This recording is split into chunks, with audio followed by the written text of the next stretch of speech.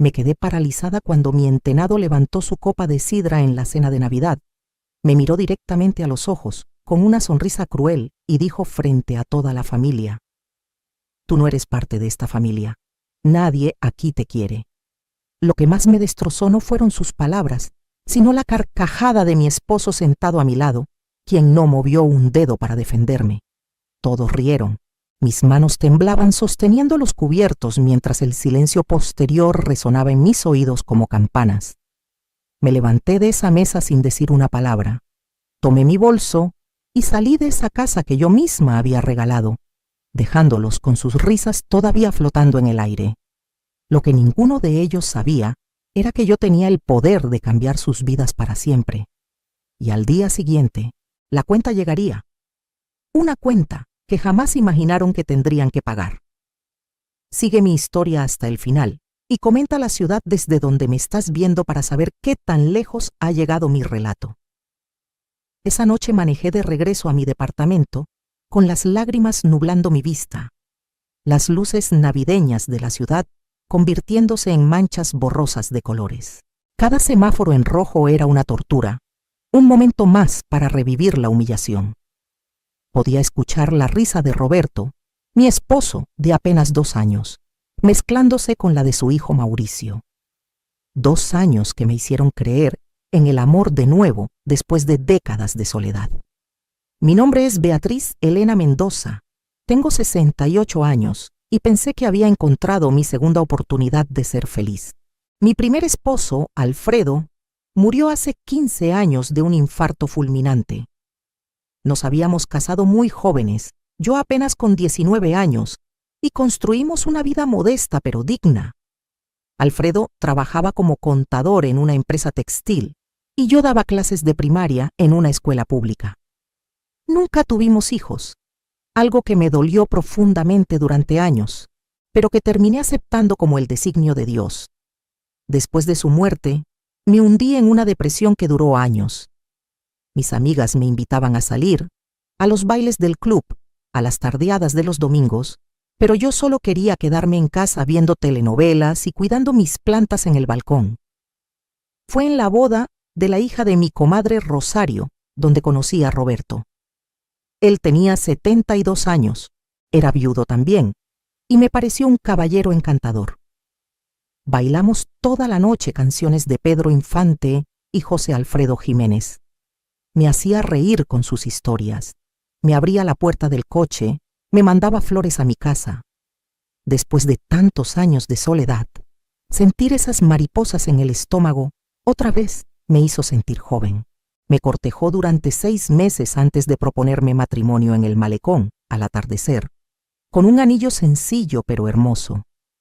Yo estaba feliz. Mis amigas me decían que tuviera cuidado, que lo conocía muy poco, pero yo les decía que a nuestra edad no había tiempo que perder. Roberto vivía en un departamento rentado, en una zona no muy buena de la ciudad. Me contó que había tenido una ferretería que quebró años atrás y que desde entonces vivía de su pensión, que era bastante modesta. Tenía un hijo de 45 años, Mauricio, que trabajaba en ventas pero nunca le alcanzaba el dinero. Estaba divorciado y tenía 2 hijos adolescentes, mis nietos postizos, como yo los llamaba con cariño al principio. Mauricio vivía en un departamento pequeño con sus hijos, siempre quejándose de lo caro que era todo, de que no le alcanzaba para darles una mejor vida a los muchachos. Lo que Roberto no sabía, lo que nadie sabía realmente, era mi situación financiera. Yo había heredado de una tía materna que nunca tuvo hijos una cantidad considerable de dinero. Tía Esperanza había sido una mujer de negocios astuta que invirtió en bienes raíces en los años 70 y 80, cuando todavía era barato comprar propiedades en zonas que después se valorizaron enormemente. Cuando murió, 5 años después de Alfredo, me dejó todo a mí porque yo era su sobrina favorita, la única que la visitaba cada semana en el asilo, que le llevaba sus tamales favoritos y se quedaba a platicar con ella durante horas. La herencia fue de casi $3 millones entre propiedades, inversiones y efectivo. Yo seguí viviendo en mi modesto departamento, Seguí vistiendo ropa sencilla de los mercados, seguí siendo la maestra jubilada que todos conocían. Invertí el dinero sabiamente con ayuda de un asesor financiero discreto y viví de mi pensión como siempre. Cuando Roberto y yo nos casamos en una ceremonia íntima en la parroquia del barrio, yo todavía no le había contado sobre mi situación económica. Quería estar segura de que me amaba por quien era yo, no por lo que tenía. Pero a medida que pasaban los meses, empecé a notar cosas. Mauricio venía constantemente a pedir dinero prestado a su papá. Roberto me pedía si podíamos ayudarlo con la colegiatura de los niños, con la renta, con el coche que se había descompuesto. Yo accedía a dar pequeñas cantidades, queriendo ser la buena esposa, la buena madrastra. Un día, 6 meses después de casarnos, Mauricio llegó a nuestra casa llorando. Dijo que lo iban a desalojar, que había perdido su trabajo, que no sabía qué hacer con sus hijos. Roberto me miró con esos ojos suplicantes y yo sentí que mi corazón se partía. Esos niños, Sebastián y Daniela, de 15 y 13 años, no tenían la culpa de los errores de su padre. Esa noche le revelé a Roberto una parte de mi secreto. Le dije que había heredado algo de dinero de mi tía y que podíamos ayudar a Mauricio de una manera significativa. Sus ojos se iluminaron de una forma que debió haberme alertado, pero yo estaba cegada por el amor y las ganas de tener una familia. Le compré una casa a Mauricio, una casa hermosa, de 3 recámaras en un fraccionamiento de clase media, con jardín y garage para 2 coches. Costó casi $150,000. La puse a nombre de Mauricio directamente, porque Roberto insistió en que su hijo necesitaba sentirse como un hombre otra vez. Necesitaba tener algo propio, recuperar su dignidad. Yo accedí, confiando en mi esposo. El día que le entregamos las llaves, Mauricio me abrazó y me llamó Mamá Beatriz por primera vez. Lloró y me dijo que jamás olvidaría lo que había hecho por él y sus hijos. Roberto me besó y me dijo que yo era un ángel caído del cielo. Durante los siguientes meses, la actitud empezó a cambiar sutilmente. Mauricio dejó de visitarnos con la misma frecuencia. Cuando íbamos a la casa que yo le había comprado, sentía cierta frialdad. Los nietos ya no me recibían con abrazos, sino con saludos cortantes. Un domingo que llegamos sin avisar para llevarles unos tamales que había hecho, Daniela abrió la puerta y ni siquiera me dejó pasar, diciendo que estaban ocupados. Sebastián pasó por detrás y ni siquiera me miró. Yo le comenté a Roberto en el coche que me parecía extraño, que los muchachos estaban muy groseros. Él me dijo que eran adolescentes, que así eran a esa edad, que no me lo tomara personal. Empecé a notar que en las reuniones familiares me dejaban fuera de las conversaciones. Hablaban de recuerdos del pasado, de cuando la mamá de Mauricio todavía vivía, de tradiciones familiares que yo obviamente no compartía. Cuando yo intentaba participar o contar alguna anécdota, se quedaban en silencio incómodo hasta que alguien cambiaba de tema. Una vez, en el cumpleaños de Sebastián, había preparado su pastel favorito de 3 leches que me había tomado toda la mañana hacer. Cuando lo puse en la mesa, Mauricio dijo: «Ay, Beatriz, mi mamá siempre me hacía pastel de chocolate para los cumpleaños, es la tradición familiar». Todos asintieron nostálgicos, y mi pastel quedó casi intacto mientras todos comían el pastel de chocolate que Mauricio había comprado en una panadería. Roberto nunca decía nada.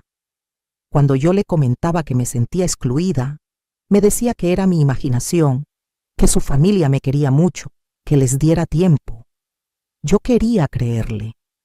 Quería tanto ser parte de algo, tener una familia después de años de soledad, que ignoraba todas las señales rojas que ondeaban frente a mí, como banderas en día de viento. Las cosas empeoraron después de que ayudé a Mauricio con el enganche para un coche nuevo. Luego, con un préstamo para que pusiera un negocio de venta de refacciones que, según él, sería un éxito garantizado. Luego, con la fiesta de 15 años de Daniela, que terminó costando más de $20,000, porque solo se cumple 15 una vez en la vida. Y yo no podía negarle eso a mi nieta. Cada vez que yo daba algo, la gratitud duraba menos tiempo. Cada vez me trataban peor. Un martes por la tarde, fui a la casa que yo había comprado para llevarles unas quesadillas que había hecho. Toqué el timbre varias veces, pero nadie abría, aunque yo podía escuchar voces adentro. Finalmente, Mauricio abrió la puerta apenas una rendija. No me invitó a pasar. Me quedé ahí parada, en el escalón de la entrada, sosteniendo mi tupper con quesadillas como una limosnera. Le pregunté si todo estaba bien y me dijo que estaban ocupados, que tenían visitas. Alcancé a ver que adentro estaban los niños viendo televisión en la sala, solos. No había ninguna visita. Me mintió en mi cara. Tomó el tupper de mis manos y cerró la puerta sin siquiera darme las gracias. Esa noche lloré en mi cama mientras Roberto roncaba a mi lado. Me sentía usada, tonta, humillada, pero todavía no estaba lista para aceptar la realidad. Todavía me aferraba a la ilusión de que las cosas mejorarían, de que eventualmente me aceptarían de verdad como parte de la familia. Llegó diciembre y con él la planificación de la cena de Navidad. Roberto dijo que este año haríamos la cena en la casa de Mauricio, que era más grande y cómoda. Yo me ofrecí a cocinar, era algo que me encantaba hacer, y pensé que podría ganarme su cariño a través de la comida, como siempre se ha hecho en las familias mexicanas. Pasé días planificando el menú: pavo relleno, romeritos, bacalao a la vizcaína, ensalada de manzana, ponche de frutas, buñuelos caseros. Gasté más de $500 en ingredientes de la mejor calidad. La mañana del 24 de diciembre llegué a la casa con Roberto cargada de bolsas. Mauricio apenas nos saludó y me señaló la cocina como si fuera la sirvienta. Pasé todo el día cocinando mientras escuchaba risas en la sala. Nadie vino a preguntarme si necesitaba ayuda. Ni Daniela, que ya tenía 18 años y perfectamente podía haber pelado aunque sea una papa. A las 6 de la tarde, cuando la mesa estaba puesta con mis mejores manteles que había traído de mi casa y la comida humeaba en las bandejas, todos se sentaron a comer. Yo me senté en una esquina de la mesa, prácticamente escondida. La comida transcurría con conversaciones de las que yo no participaba. Hablaban de política, de vecinos que yo no conocía, de programas de televisión que no veía. Yo comía en silencio, sintiendo un nudo en la garganta que hacía difícil tragar. El pavo, que había quedado jugoso y perfectamente sazonado, me sabía a cartón. Entonces llegó el momento de los brindis. Mauricio se puso de pie con su copa de sidra y empezó a hacer un brindis. Habló de la familia, de las tradiciones, de su madre que los veía desde el cielo. Luego, sus ojos se fijaron en mí y el tono de su voz cambió. Había algo cruel en su sonrisa cuando dijo: «Y bueno, también está Beatriz aquí». Hizo una pausa dramática. Miró a su padre, luego de nuevo a mí. «Aunque la verdad, Beatriz, tú no eres parte de esta familia. Nadie aquí te quiere realmente. Solo estás aquí porque tienes dinero». El tiempo se detuvo. Podía escuchar mi propio corazón latiendo en mis oídos. Miré a Roberto esperando que dijera algo, que me defendiera, que le gritara a su hijo por faltarme el respeto de esa manera tan horrible. Pero Roberto hizo algo peor que quedarse callado. Se rió. Una risa nerviosa al principio, pero luego más fuerte, como si su hijo hubiera contado el mejor chiste del mundo. Sebastián y Daniela también se rieron. La esposa nueva de Mauricio, una mujer que había empezado a salir con él hacía apenas 6 meses, se rió tapándose la boca con la mano. Sentí como si me hubieran echado agua helada por la espalda. Mis manos empezaron a temblar sosteniendo los cubiertos. La humillación me quemaba por dentro como ácido. Todas las veces que había ignorado las señales, todos los desaires que había justificado, todas las faltas de respeto que había perdonado, se agolparon en mi mente como una avalancha. Me vi a mí misma desde afuera. Una mujer de casi 70 años siendo humillada en la mesa de Navidad por la familia que ella misma había mantenido, en la casa que ella había comprado. Me levanté despacio, con una calma que no sabía que poseía. Dejé los cubiertos cuidadosamente sobre el plato. Doblé mi servilleta y la puse junto al plato. Tomé mi bolso que estaba en el respaldo de la silla. Todos me miraban ahora en silencio, probablemente esperando que hiciera un escándalo, que llorara, que suplicara. Pero no les di ese gusto. Los miré uno por uno a los ojos. A Mauricio con su sonrisa petulante, a sus hijos que ya no parecían niños inocentes, sino versiones más jóvenes de su padre manipulador, a su esposa que se había beneficiado de mi generosidad sin conocerme siquiera, y finalmente a Roberto, el hombre al que había amado, en quien había confiado, que me había prometido cuidarme el resto de nuestros días. No dije ni una palabra. Di media vuelta y caminé hacia la puerta. Escuché la voz de Roberto detrás de mí. Beatriz, no seas exagerada, era solo una broma. Pero no me detuve. Salí de esa casa, subí a mi coche y arranqué. No fue sino hasta que doblé la esquina y perdí de vista esa casa que las lágrimas empezaron a caer. Pero no eran solo lágrimas de tristeza. Había algo más ahí. Había rabia, había indignación y había determinación. Esa noche, sola en mi departamento mientras los cohetes de Navidad estallaban afuera y las familias celebraban, yo no dormí.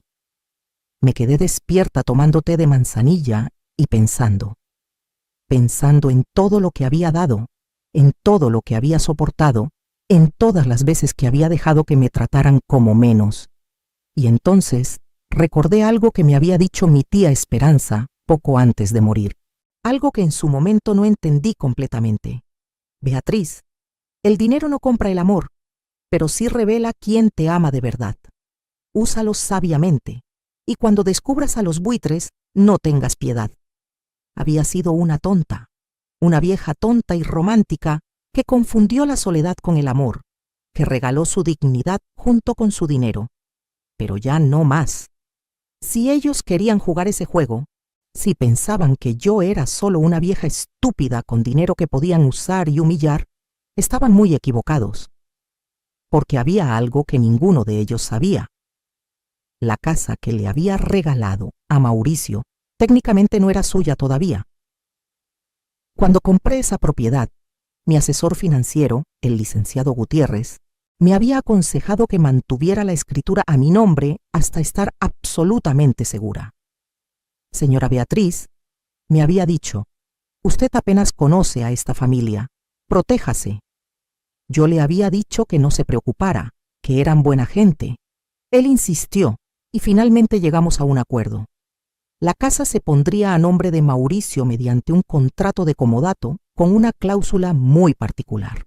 Yo mantenía la propiedad legal de la casa y podía revocar el contrato en cualquier momento si se cumplían ciertas condiciones, siendo la principal falta de respeto o maltrato hacia la benefactora.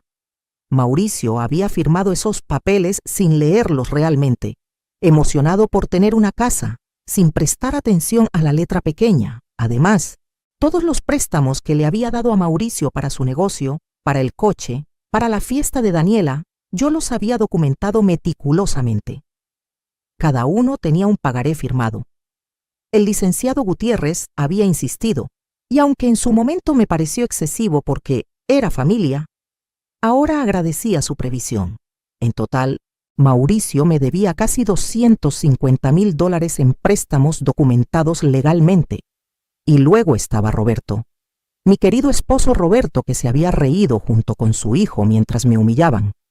Resulta que nunca habíamos hecho separación de bienes. Según la ley, todo lo adquirido durante el matrimonio era sociedad conyugal. Pero lo que yo había heredado antes de conocerlo era exclusivamente mío. Y mi departamento, que había comprado con Alfredo décadas atrás, también era únicamente mío. Roberto vivía en mi propiedad. Su nombre no aparecía en ningún papel de nada que importara. Esa madrugada del 25 de diciembre, mientras los primeros rayos del sol empezaban a iluminar mi balcón, tomé mi teléfono y le mandé un mensaje al licenciado Gutiérrez. Feliz Navidad. Necesito verlo urgentemente el 27. Es hora de hacer valer esos contratos que firmó mi entenado, todos. Él respondió casi inmediatamente: «A sus órdenes, señora Beatriz. Ya era hora». Los siguientes 2 días fueron teatro puro de mi parte. Roberto regresó al departamento la tarde del 25 con cara de arrepentimiento fingido.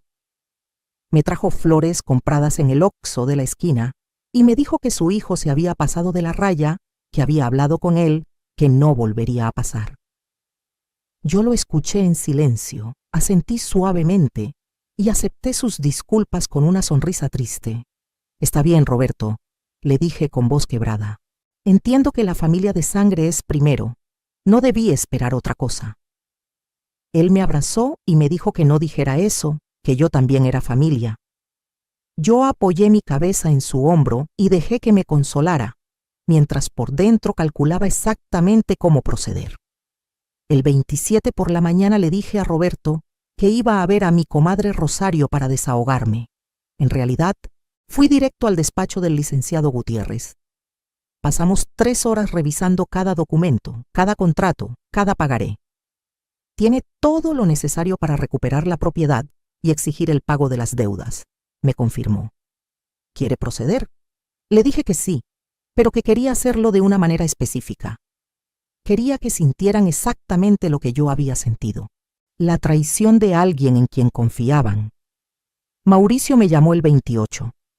Su voz era dulce, casi melosa. «Mamá Beatriz, perdón por lo del otro día. Ya sabes cómo soy cuando tomo unas copitas. Digo cosas que no pienso». Yo supe que Roberto lo había presionado para que llamara. «No te preocupes, mijo», le dije usando ese diminutivo que tanto le gustaba. «Eres como un hijo para mí. Todo está olvidado». Podía escuchar el alivio en su voz. «Oye, mamá Beatriz, aprovechando que estamos en buenos términos, el negocio va muy bien, pero necesito un poco más de capital para expandirme. ¿Crees que podrías...?» No lo dejé terminar. «Por supuesto, Mauricio. Ven mañana a la casa a primera hora y platicamos». Él casi brincaba de felicidad al colgar. Esa noche preparé café y galletas. Saqué mi mejor vajilla. Cuando Mauricio llegó al día siguiente, lo recibí con una sonrisa cálida. Roberto estaba presente también. Les serví café y nos sentamos en la sala. «Mauricio», comencé con voz suave, «he estado pensando mucho en estos días, y tienes razón en algo que dijiste en Navidad». Él me miró confundido. «Yo no soy realmente parte de esta familia. Ustedes tienen su historia, sus tradiciones, su sangre compartida, y yo solo soy una extraña que llegó después». Roberto empezó a protestar, pero lo callé con un gesto. «Déjame terminar. He decidido que es momento de que me retire de sus vidas. Pero antes de hacerlo, quiero poner orden en mis asuntos». Saqué una carpeta que tenía junto a mi sillón. La puse sobre la mesa de centro con un golpe seco que hizo saltar las tazas de café. «Mauricio, ¿recuerdas cuando te di la casa?». Él asintió, todavía sin entender. «¿Recuerdas haber firmado algunos papeles?». Él se encogió de hombros. «Creo que sí, no me acuerdo bien». Abrí la carpeta y saqué el contrato de comodato. «Este papel dice que la casa sigue siendo legalmente mía y que puedo revocar tu derecho a vivir ahí si demuestras falta de respeto hacia mí. ¿Te parece que decirme frente a toda la familia que nadie me quiere y que solo estoy ahí por mi dinero califica como falta de respeto?» El color desapareció de su cara. «Beatriz, yo estaba tomado, no lo decía en serio». Saqué otro documento. «Este es el pagaré por los $80,000 que te presté para tu negocio. Tiene fecha de vencimiento para pago total en enero del próximo año, es decir, en 3 días». Saqué otro papel. «Este es por los $40,000 del coche». Otro papel. «Este por los $25,000 de la fiesta de Daniela». Seguí sacando papeles uno tras otro, apilándolos sobre la mesa. «En total me debes $247,000, todo documentado, todo firmado por ti». Mauricio estaba blanco como papel. «Yo no tengo ese dinero. Tú sabes que no tengo ese dinero. Pensé que eran regalos, que eras parte de la familia». Mi voz se volvió de hielo. «Pero tú mismo dijiste que yo no soy parte de la familia. Entonces estos no fueron regalos, Fueron préstamos. Y quiero mi dinero de vuelta. Roberto finalmente encontró su voz. Beatriz, estás exagerando. No puedes hacer esto. Es mi hijo. Lo miré con una calma que asustaba incluso a mí misma. Tu hijo que humilló a tu esposa, y tú te reíste. Tu hijo que me ha estado usando como cajero automático. Y tú, Roberto, tú que me prometiste amor y respeto, dejaste que me trataran como basura en mi propia Navidad, en la casa que yo pagué, comiendo la comida que yo cociné. Me puse de pie y saqué un último documento. Roberto, este es el acta de matrimonio. Y aquí está la constancia de que nunca hicimos separación de bienes. Pero también aquí está la escritura de este departamento que compré con mi primer esposo hace 30 años. Es exclusivamente mío. Y aquí está el testamento de mi tía con la documentación de la herencia que recibí antes de conocerte. También exclusivamente mía. Lo miré directo a los ojos. Quiero el divorcio y quiero que te vayas de mi casa hoy mismo. Roberto se puso de pie tambaleándose. No puedes hacer esto. Soy tu esposo. Tengo derechos. Solté una risa seca. ¿Derechos? ¿Sobre qué? No tienes tu nombre en nada. Vives en mi casa, comes mi comida, usas mi agua y mi luz. ¿Qué es exactamente lo que has aportado a este matrimonio además de un hijo malagradecido? Mauricio intentó un último recurso. Pero la casa, mis hijos viven ahí. No puedes dejarlos en la calle. Lo miré con lástima. Claro que puedo. El contrato es claro. Tienes 30 días para desalojar. Me volví hacia Roberto. Y tú tienes hasta mañana para sacar tus cosas de aquí. Mauricio cambió de táctica y se puso de rodillas literalmente. Por favor, mamá Beatriz, te lo suplico. Fue un error. Yo te quiero. Mis hijos te quieren. Por favor, no hagas esto. Pero sus palabras sonaban huecas. Podía ver el cálculo en sus ojos. No había remordimiento real, solo miedo a las consecuencias. Levántate, Mauricio. La dignidad es lo único que te queda en este momento. No la desperdicies arrastrándote. Roberto intentó tomarme de la mano. Beatriz, amor, podemos solucionar esto. Hablaré con Mauricio y él te pedirá perdón apropiadamente. Podemos ir a terapia de pareja. No tires por la borda nuestro matrimonio por un malentendido. Retiré mi mano como si me quemara. Malentendido. Roberto, tu hijo me dijo que nadie me quería y tú te reíste. No hay terapia que arregle eso. Lo que había muerto en ese momento no fue nuestro matrimonio. Eso ya estaba agonizando hace meses. Lo que murió fue mi estupidez. Los días siguientes fueron un caos hermoso. Roberto intentó quedarse, diciendo que no tenía dónde ir. Llamé a un cerrajero y cambié las chapas mientras él estaba fuera. Dejé sus maletas empacadas en el pasillo del edificio. Mauricio intentó ignorar la notificación legal de desalojo, pensando que era un bluff.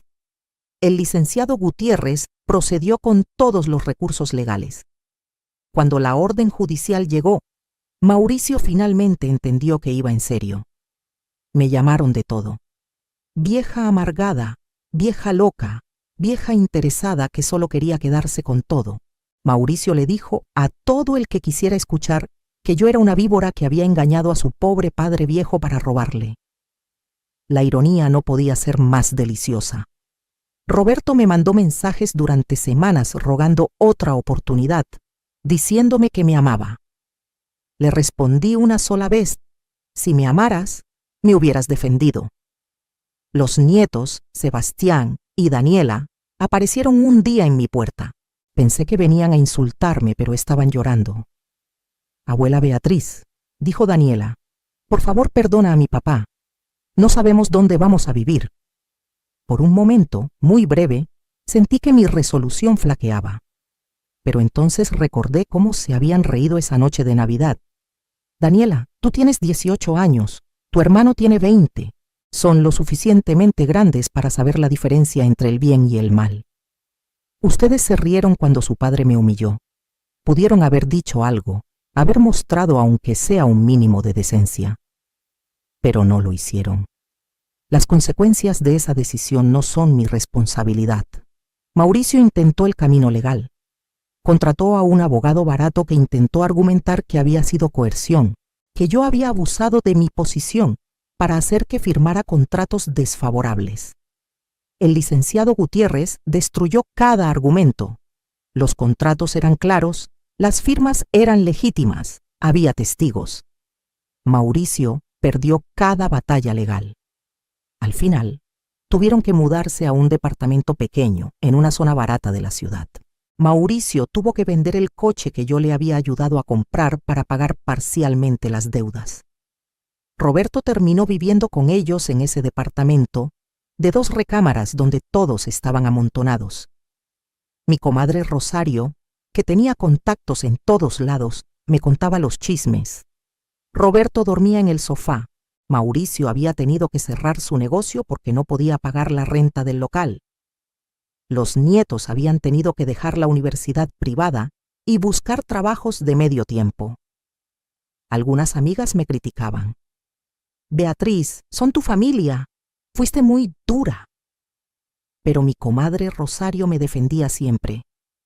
Familia, la familia no humilla, la familia no usa. Si alguien te trata como basura, no importa si comparten sangre o apellido, no son tu familia. Y tenía razón. El proceso de divorcio fue rápido. Roberto no tenía con qué contratar un buen abogado y además no tenía sobre qué pelear. Yo recuperé la casa que le había dado a Mauricio. El licenciado Gutiérrez me aconsejó venderla de inmediato para evitar más problemas. La vendí en menos de 2 meses a un precio excelente porque el mercado estaba alto. Con ese dinero decidí hacer algo que había soñado toda mi vida, pero nunca me había atrevido: viajar. Tengo ahora 69 años y en los últimos 8 meses he conocido más del mundo que en toda mi vida anterior. Fui a España y recorrí Andalucía. Probé el jamón ibérico real y el vino de Jerez.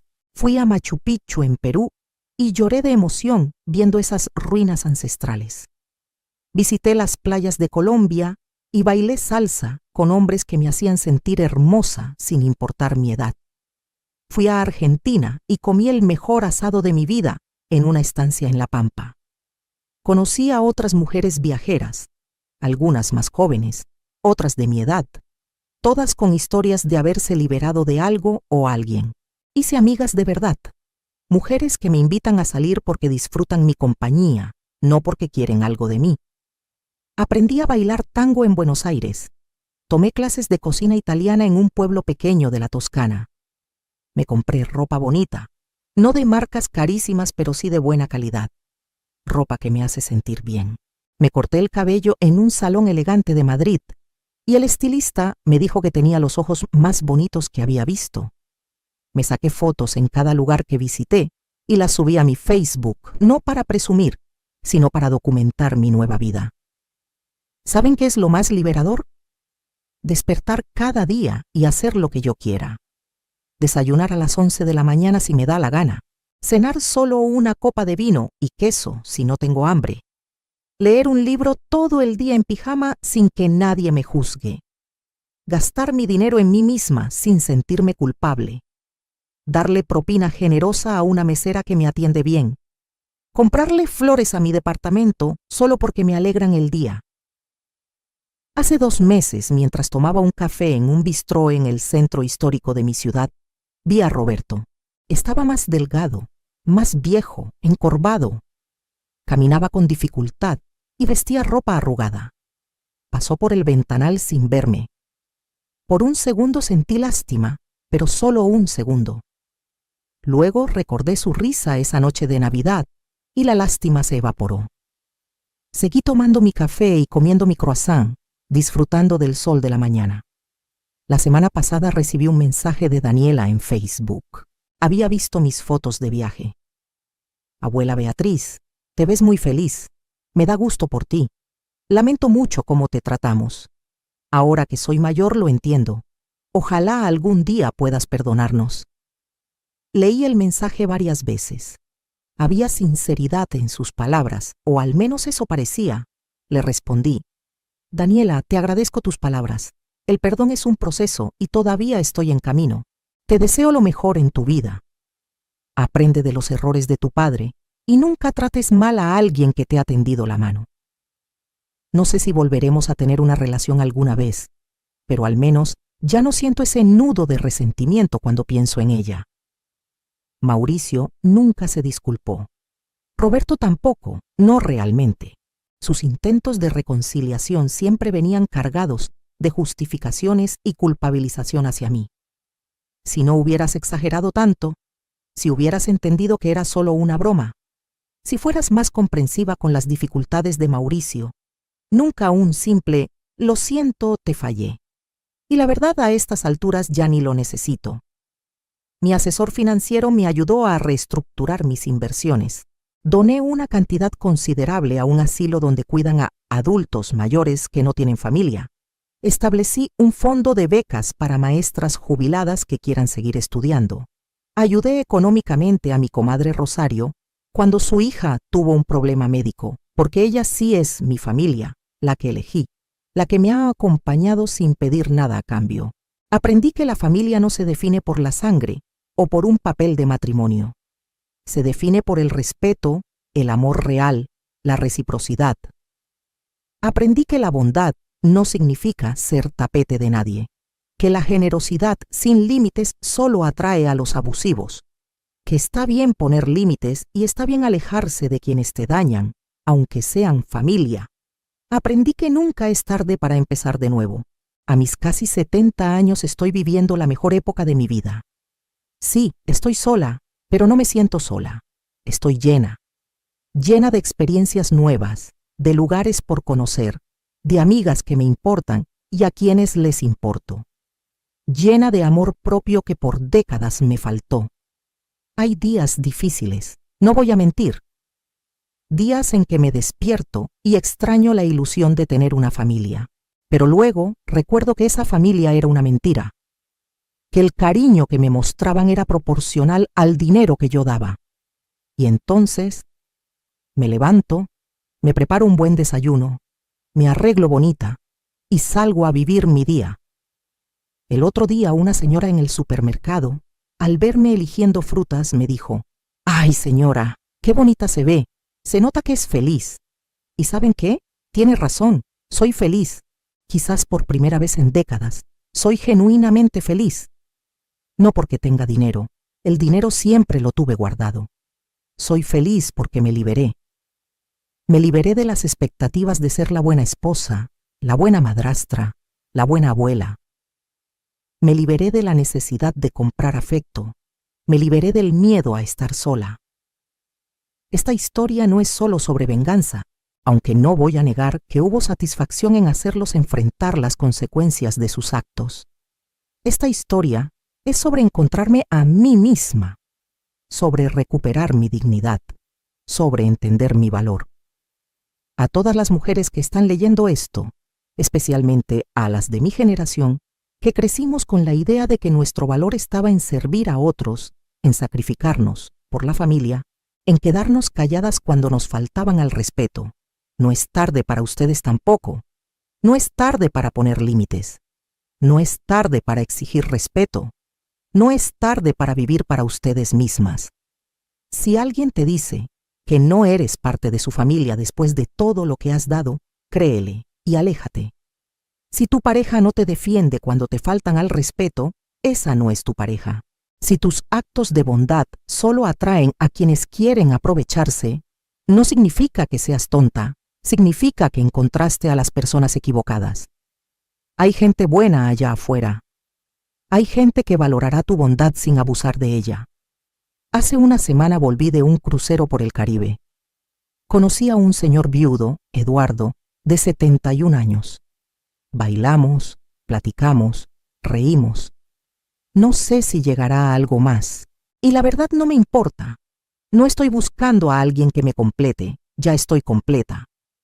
Pero es bonito saber que todavía puedo conocer gente nueva, tener conexiones bonitas, sentir mariposas en el estómago. Tengo planes de ir a Europa otra vez el próximo año.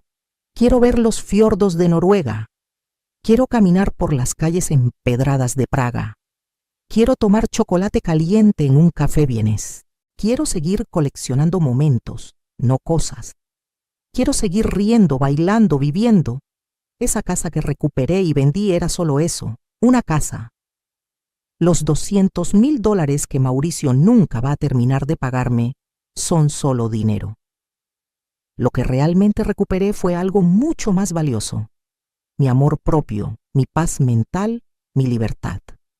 Cuando me veo en el espejo ahora, veo a una mujer diferente, veo a alguien que se respeta, veo a alguien que aprendió a decir no, veo a alguien que ya no tiene miedo de estar sola porque descubrió que su propia compañía es bastante buena. Veo arrugas, sí, canas que ya no me molesto en pintar, kilos de más que tampoco me preocupan tanto, pero también veo fortaleza, veo dignidad, veo a una sobreviviente. Esta Navidad pasada, la primera después de aquella horrible cena, la pasé en Cartagena de Indias con un grupo de amigas que conocí viajando. Cenamos en un restaurante hermoso con vista al mar. Brindamos por nosotras, por nuestra libertad, por los nuevos comienzos. No hubo humillaciones, no hubo desprecios velados, solo risas, comida deliciosa y la compañía de mujeres que genuinamente se aprecian unas a otras. Cuando los fuegos artificiales iluminaron el cielo caribeño a medianoche, pensé en dónde había estado un año atrás. Pensé en esa mujer, sentada en una esquina de la mesa, tragándose las lágrimas, aceptando migajas de afecto a cambio de su generosidad. Y me sentí orgullosa, orgullosa de haber tenido el valor de levantarme, orgullosa de haber dicho basta, orgullosa de haberme elegido a mí misma. ¿Qué harías tú en mi lugar? ¿Te hubieras quedado callada? ¿Hubieras perdonado y olvidado? ¿O hubieras hecho lo que yo hice? Comenta abajo. Quiero saber tu opinión. Y si esta historia te tocó el corazón de alguna manera, compártela. Nunca sabes quién la necesita escuchar.